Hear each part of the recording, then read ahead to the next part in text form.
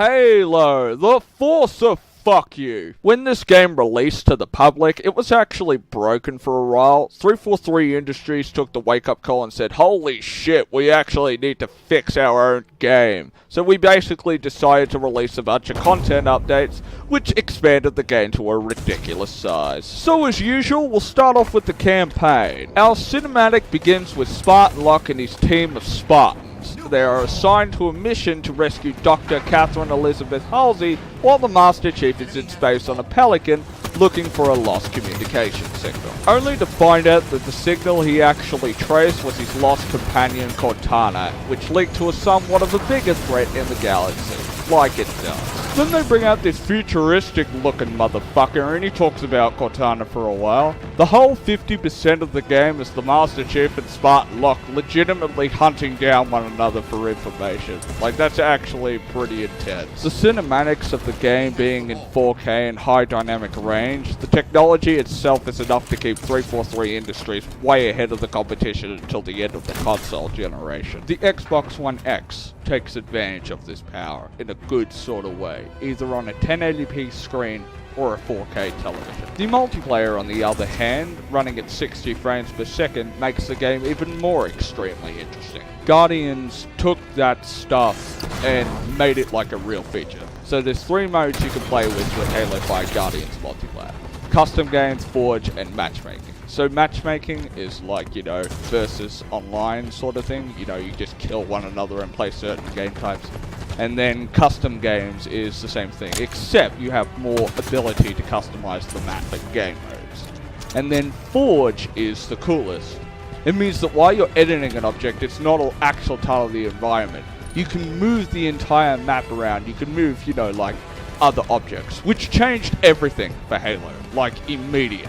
It's much easier with the built-in machinima controls. There's snaps and rotates and degrees.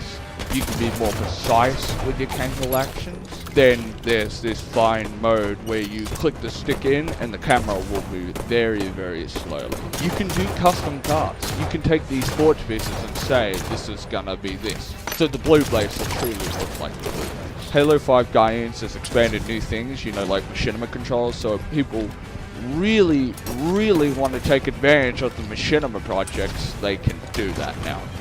Xbox One and Windows 10 go together like peanut butter and jelly. You're able to do things with game types that people might not even expect. Like my favorite example is King of the Hill, where the Warhog is the hill. I'm just super freaky excited to see what I can do with this when it goes out, because there's going to be a whole ton of stuff in there. The community is probably going to outstrip us and spank us. With the new tagging system, you can save something to your file share, rename it and say, you know, sweet new map. Things that are downloaded by a lot of people and are passed around by a lot of people, and that's what makes the really sweet stuff bubble up to the top. I'm looking forward to what the next big community game type is going to be, because I realized at the end of the day that Halo 5 Guardians was my sword song to Xbox.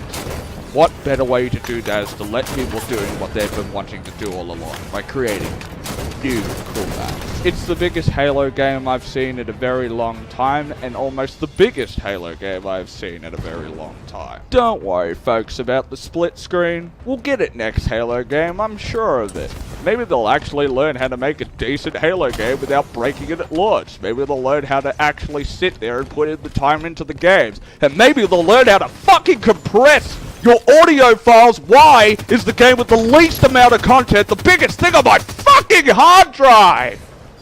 God! Other than that, I'd recommend this game to anybody that is interested in Halo in today's time. Reason being, it's actually pretty modern in the mechanics and actually makes a lot of sense, so you don't have to worry about learning old mechanics from the new ones to the old ones. It's very confusing at first. The Xbox Elite controller is also very useful in this case, otherwise you get a lot of problems. Just saying, man. Even if you're terrible at this game, you will still get an experience. It's just a matter of timing.